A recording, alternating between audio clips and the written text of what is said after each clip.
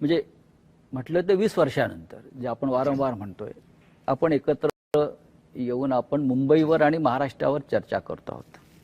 महाराष्ट्र या क्षणाची वाट पाहत होता आणि महाराष्ट्राच्या मनातला हा कॉमन प्रश्न आहे आणि तो दोघांनी त्याचं उत्तर दिलं पाहिजे थोडक्यात, की महाराष्ट्राला 20 वर्ष वाट का पाहावी लागली.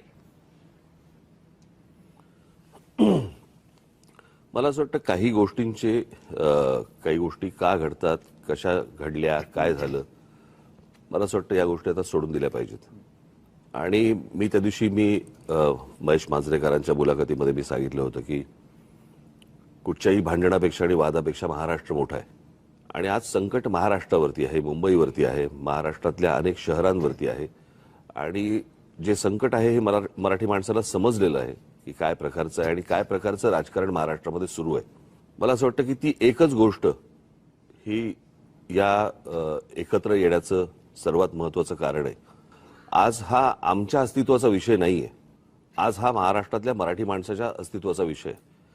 या विषयात अनेक वर्ष मी बोलतोय, उद्धवही बोलतोय या सगळ्या गोष्टींमध्ये, परंतु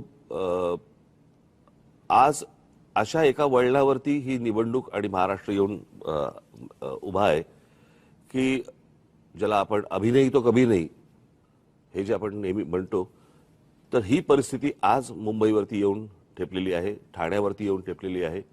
खरं तर बघायला गेलं तर MMR रिजनवरती येऊन ठेपलेली आहे. MMR रिजन मी मुद्दामून बोलतोय आणि त्या सगळ्या गोष्टींसाठी म्हणून आज आम्ही एकत्र येणं गरजेचं आहे.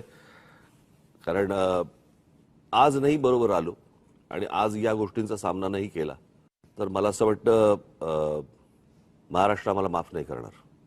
उद्धव साहेब, मला वाटतं राजसाहेबांच्या भावना, मला असं वाटतं की राजने उत्तर जे दिले त्याच्यामध्ये एवढंच मी बोलेन, आम्ही दोन भाऊ एकत्र आलोय हा एक मुद्दा वेगळा आहे, भावनिक आहे, पण दोन भाऊ एकत्र येणं याचा अर्थ महाराष्ट्रातील प्रत्येक मराठी माणसाने एकत्र आलं पाहिजे.